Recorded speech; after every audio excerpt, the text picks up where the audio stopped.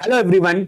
अगर आप किसी भी exam like CAT, SSC, bank, railway, CDS की तैयारी कर रहे हो तो आपके एग्जाम में मैथ्स में एक बहुत बड़ी प्रॉब्लम आती है, फ्रैक्शन की तुलना करना, कंपैरिजन ऑफ फ्रैक्शन। कौन सा फ्रैक्शन बड़ा है, कौन सा छोटा है, इनका असेंडिंग ऑर्डर क्या है, इनका डिसेंडिंग ऑर्डर क्या है।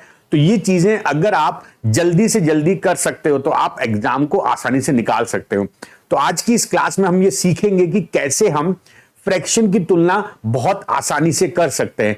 तो चलो स्टार्ट करते हैं आज का सेशन जो होगा फ्रैक्शन या भिन्नों की तुलना।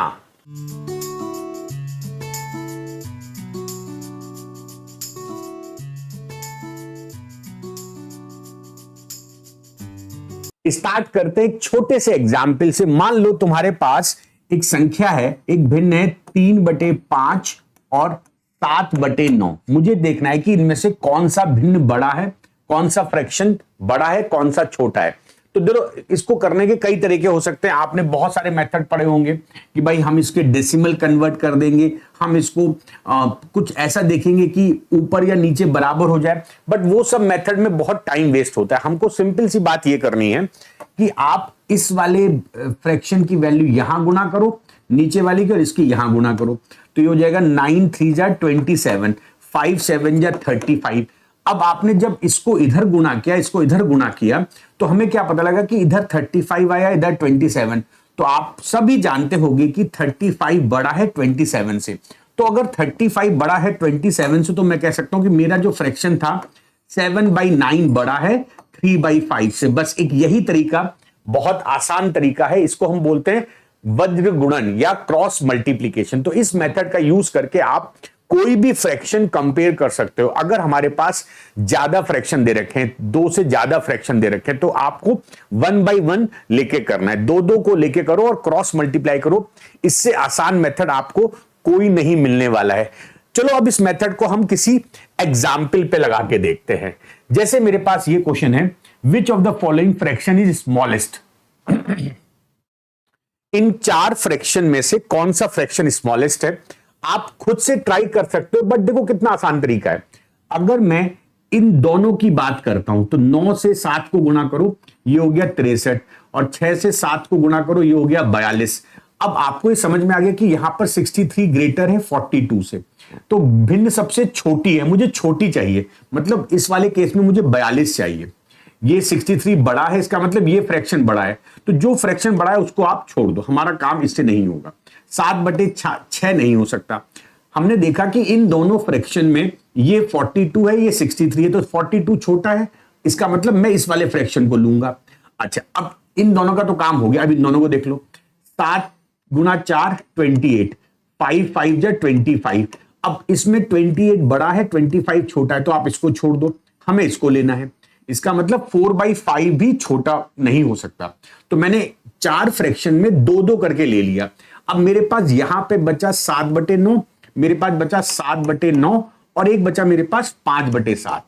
अब मैं इन दोनों को चेक कर लूंगा। तो आप समझ रहे हो कि हम 2 करके देखेंगे। 7 7 जा 49, 9 5 जा 45। अब 49 45 में 45 छोटा है, इसका मतलब इन दोनों में मेरा 5/7 छोटा होगा। मुझे सबसे छोटा पूछा है तो मेरा आंसर क्या हो जाएगा, 5/7 विल बी द स्मॉलेस्ट। मतलब आपको केवल और केवल 6 गुणा करनी है, क्रॉस करना है और आपको चेक कर लेना है। अगर छोटा नंबर ढूंढना है, अगर छोटा भिन्न ढूंढना है तो छोटे फ्रैक्शन को लेना है, छोटी वैल्यू को लेना, बाकी सबको काटते जाओ। अगर इसी क्वेश्चन में हमसे बोलता कि कौन सा ग्रेटर है, तो ग्रेटर में हम बड़ी वैल्यू लेते। आपको बात समझ में आती है? जरा इस क्वेश्चन को देख लेते हैं। अब यहां पर मुझे सबसे बड़ा देखना है, तो वही मेथड जो मैंने आपको बताया है, वही मेथड आप लोग अप्लाई करिए और इस क्वेश्चन को खुद से करके देखिए। चलो भाई सॉल्यूशन देख लेते हैं। 6 यहां गुणा करो 36, 7 यहां गुणा करो 35। इसमें कौन सा बड़ा है, इसमें कौन सा बड़ा है। अब जैसे तुमने देखा कि यहां पर 36 बड़ा है और 35 छोटा है, मुझे चाहिए बड़ा नंबर, तो इस बार मैं छोटा वाला काट दूंगा, मैं बड़ा वाला रोक लूंगा। मुझे 6/7 इन दोनों में बड़ा मिल गया। अब इन दोनों को देखते हैं। तो अगर मैं इन दोनों को गुणा करूंगा तो 5 7 जा 35, 8 4 जा 32। तो अब यहां पे 35 बड़ा है, आप ये वैल्यू काट दो। देखो, जब हम गुणा करते हैं तो उन्हीं दोनों को देखना है, बाकी आप कुछ नहीं देखोगे। अब मेरे पास इधर बचता है 6/7 वाला और इधर बचता है 7/8 वाला। अब आप गुणा करो, 8 6 जा 48, 7 7 जा 49। इन दोनों में कौन बड़ा है? 49 बड़ा है। तो मेरा फाइनली इन चारों में सबसे बड़ा होगा 7/8। तो मैं बोलूंगा मेरा आंसर हो गया डी ऑप्शन। तो ये बहुत आसान तरीका है, हम किन्हीं भी वैल्यू को कंपेयर कर सकते हैं। किसी भी गिवन फ्रैक्शन में छोटा संख्या निकालना, बड़ी संख्या निकालना सीख लिया।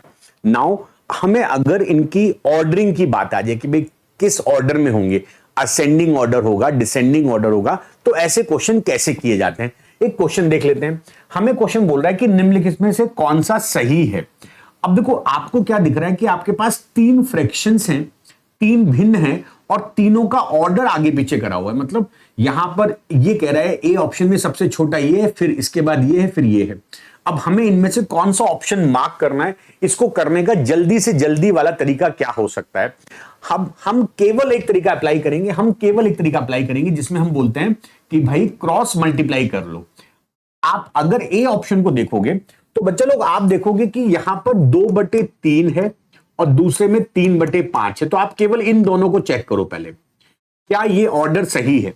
अब ये जो हमारे क्वेश्चन में दे रहा है ये कह रहा है बड़ा है, तो हम देखेंगे क्या ये हमारा ऑर्डर सही है। क्या 2/3 3/5 से छोटा है, तो क्या करेंगे क्रॉस कर लेंगे, ये इधर ले जाओ, 5 2 जा 10 और 3 3 जा 9। अब यहां पर 10 हमारा क्या है, बड़ा हो गया 9 से। इसका मतलब क्या है, हमको बोल रहा है कि 2/3 3/5 से छोटा है इस ऑर्डर में, और यहां पर हमारे पास आया 10 और 9, ये आ गया बड़ा। तो ये तो उल्टा हो गया, मतलब ये ऑर्डर 2/3 3/5 से बड़ा है, मतलब 2/3 3/5 के बाद आएगा। अब आप देखो किस किस ऑप्शन में 2/3 3/5 के बाद में है। तो देखो यहां पर सही है, 3/5 पहले है और 2/3 बाद में, ये ऑर्डर सही है। ये ऑर्डर मेरा गलत हो गया। और देख लो यहां भी सही है, 2/3 3/5 के बाद में। अभी हम केवल इन दोनों को चेक कर रहे हैं। अच्छा यहां देखो 2/3, ये भी ऑर्डर सही है। मतलब मेरे पास पहला मैंने वैल्यू देखी जो मुझे सबसे आसान लगा, उनको देखकर मुझे समझ में आ गया कि यार 2/3 बाद में होना चाहिए, 3/5 पहले होना चाहिए। इस हिसाब से मेरा बी सही है, मेरा सी सही है, डी सही है। अब हमारे पास देखो क्या बचता है, यहां पर स्मार्टनेस क्या होती है।